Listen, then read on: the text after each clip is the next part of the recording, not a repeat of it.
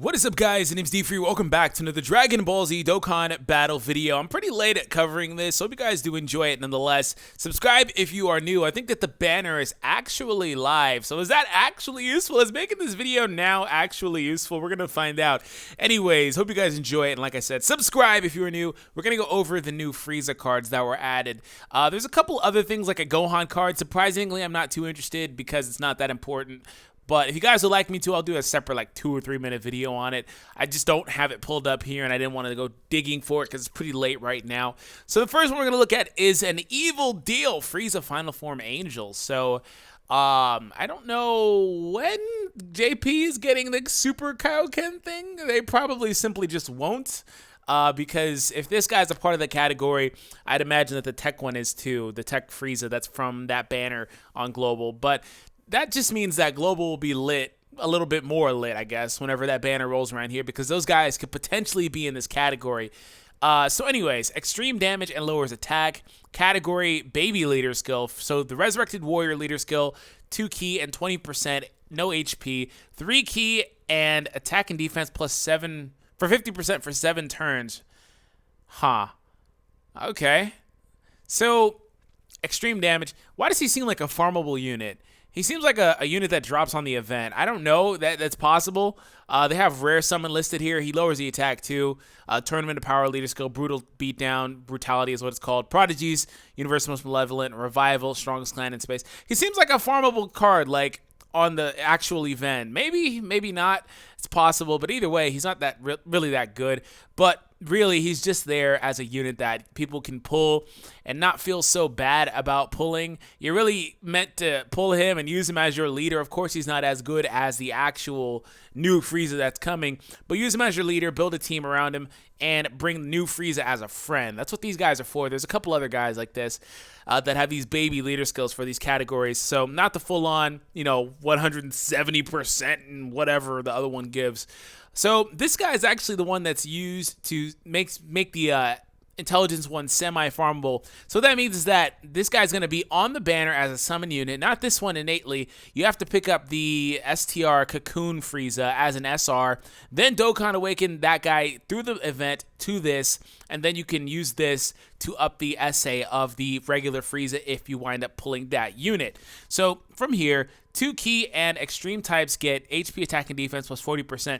So if you were to run a full STR team with heroes and villains, the heroes would only get the 2 key. They would not get the 40% stat buffs. So keep that in mind. So basically, he's a baby extreme tech or extreme STR leader. So supreme damage to the enemy and raises his own attack for 3 turns. Okay, he's looking pretty good so far. Oh, I can already see no fierce battle. Why? Why no fierce battle? Maybe he has it and they just don't have it listed here. But that's weird. Anyways, attack and defense plus 40% at the start of the turn, plus 4 key, and 40% when facing 2 or more enemies. So this is cool. This allows him to be a little bit of an offensive unit and a tanking unit all the time. This, not so much. If this literally was reversed and said 2 or less, it'd be incredible for a unit of this caliber, as like a non-main banner unit. But they did that on purpose, so I can't really talk too bad about it. I guess in the World Tournament, he's going to be really good, or on like the first stage of these boss events. After that, he's not going to be so good passive-wise. He's going to be lacking a lot of potential because he's actually self-sufficient. That's a lot of key to give yourself. And 40% attack is not a minor increase as well. On top of that, he gets the 3 key there, or the 3 turn attack stack, so forgive me there. But either way, he's really good, but his main usage is going to be for upping the SA. And then here's the other issue. That really low base attack stat when maxed out is the real issue with that card. They give these cards like all these little glossy looking things like this, and then it's like, oh, another 40%. So awesome, he's awesome, right? No. That attack stat is way low, and then, of course, he's going to have a really bad potential system, probably up of 3,000, which his attack stat at 100% probably doesn't even get to, if I'm right, it doesn't even get to 10,000 attack. That's not good. And also, he didn't have Fierce Battle. That's weird, because he's going to be awakening through that event with those medals, so I feel like he should have it, but okay. because they gave it to the Super 17 cards that do the exact same thing. They serve the exact same purpose. Anyways, the guy you guys are all here for, which I think actually the STR one, by the way, does like Emperor's Death Beam from Xenoverse. One of these guys does. So keep that in mind too.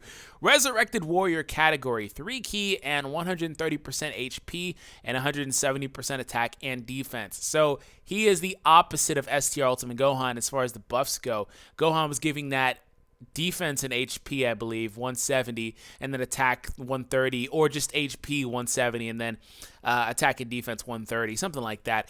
Either way, this guy has a massive attack increase. I think this is the highest attack increase on a leader skill now.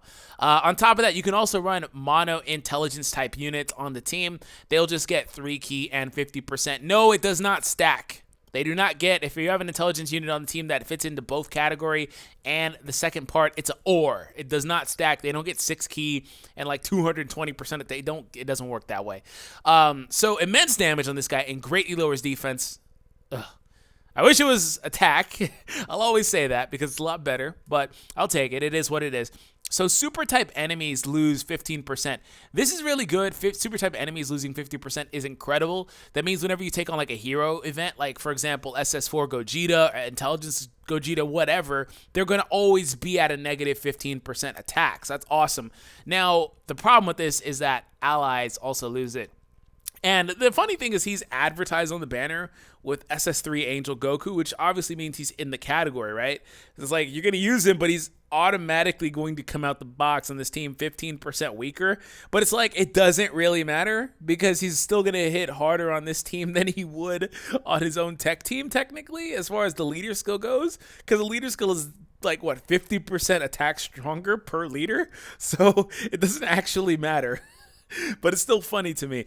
So attack plus 150% and then 50% of plus defense at the start of the turn. So overall, he's meant to be a really hard-hitting unit that has some defensive viability. The 50% will give him that, plus his leader skill. So he's going to be tanking the normal hits. Probably get around 45,000 defense just to do rough approximations there.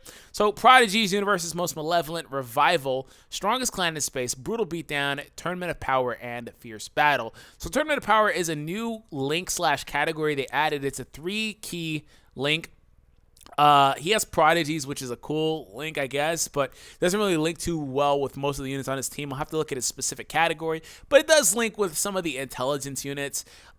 Universe's Most Malevolent is a Frieza-centric link, Revival, Strongest Clan in Space. All those are Frieza-centric links, which basically makes Tech Golden Frieza this guy's best friend. They share at minimum 4 links. So they're very good together, and one of those Frieza-centric links is actually a key link.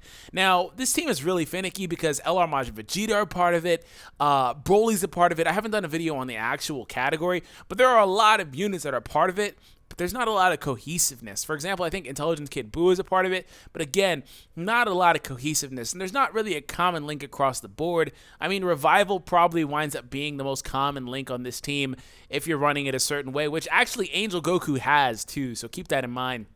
Because this guy's missing Shocking Speed or Fear and Faith and things like that. I don't know how he fits into, like, for example, Kid Buu's team, the other way around, but let's be real, that's not really where we're at anymore with this game. So, I don't know, let me know your thoughts in the comments down below. I think Frieza's an incredible unit, naturally over 10,000 attack, that's at just 0%, by the way, just fully maxed out, but 0%. Looking at the other one, it's like, oh, this one is like literally a monster. I feel like Frieza's an incredible unit. I don't want to take anything away from him. I don't like that he debuffs the allies, but if they're on his team, it doesn't really matter because the leader skill's so massive.